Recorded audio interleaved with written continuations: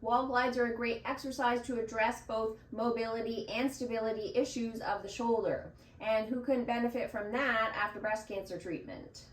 Hi, I'm Erica. I'm a breast cancer thriver and a chiropractor. You can start this exercise 4 to 6 weeks after your breast cancer surgery.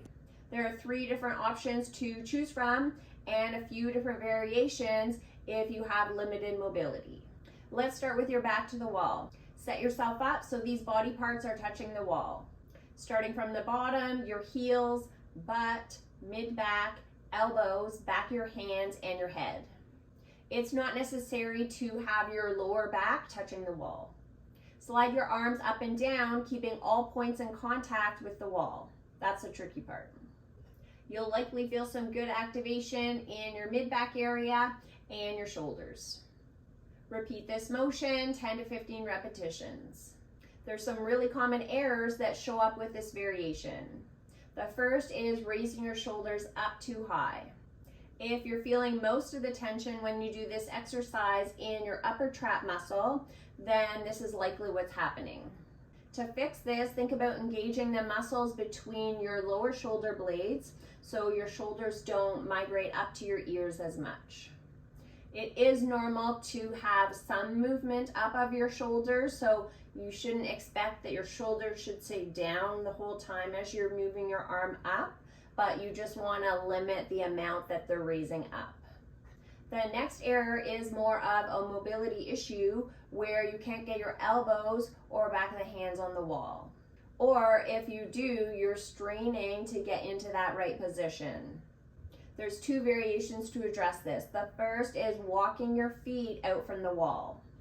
In this position, you don't require the same degree of mid-back and shoulder mobility, so this makes this exercise more doable.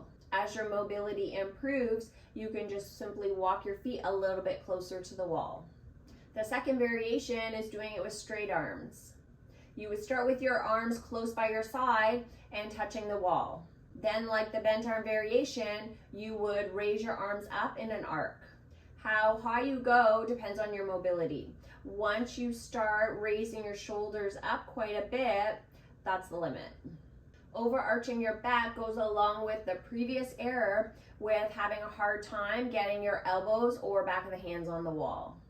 Overarching is basically a compensation for having reduced range of motion in the shoulder. So when you arch, you're actually able to get your elbows and hands on the wall, but that's not ideal. If you are in that really overarched position, then you'll notice that your ribs are actually sticking out a little bit in the front, and you want them tucked in so they're not as prominent.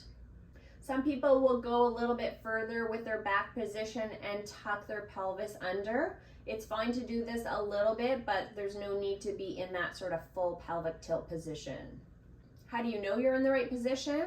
You can oscillate between 2 positions of really overarching your back and then really going into a pelvic tilt, which is the opposite motion, and then find that happy medium between the 2.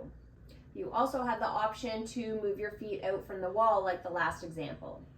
For some, you may not be able to get your head sort of retracted back on the wall, and it looks more like a head tilt back.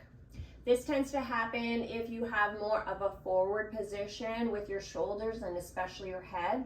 So it means your head is essentially further away from the wall to start off with. This can be addressed 2 ways. The first is folding a towel and then putting it behind your head. Even though your head won't be technically on the wall, this helps to get your head moving back in the right direction by retracting it rather than tilting it back. Just like the previous examples, moving your feet out from the wall can help to get you into a better position where you can get your head on the wall. Facing the wall is the second option. Start close to the wall and place your forearms and the outer edge of your hands on the wall. The distance that you stand away from the wall will depend on your shoulder and mid-back mobility. Slowly slide your arms up and down, keeping your hands in contact with the wall throughout. Even though you won't have the wall as your guide for positioning, You want to avoid having your head really far forwards and try to keep it more in that neutral position, which means if you look from the side, your ear would be lined up with your shoulder. This option works muscles similar to when you're doing it with your back facing the wall, but you may feel it in a bit of a different way. I tend to feel a little bit more mid-back activation when I do it this way. For more rehab tips with your recovery, consider subscribing down below. The last option is a static posture hold. Stand with your back against the wall like the first example. You'll be keeping the same body parts on the wall throughout. Your heels, butt, mid-back, elbows, back of your hands, and your head. Depending on your shoulder and mid-back mobility, you may want to walk your feet out from the wall a little bit.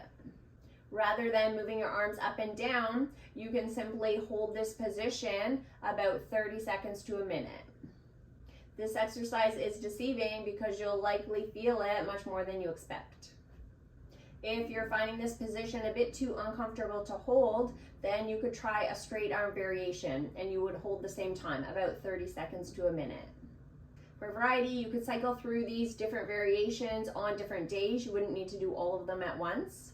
I like to do exercises like these as a warm up to one of my workouts or sometimes rehab afterwards. You could also do these during your workout in between other sets of different exercises. Another option is doing these at home, so there's no really right or wrong in terms of the timing of day that you would do these. Keep active and see you in the next video.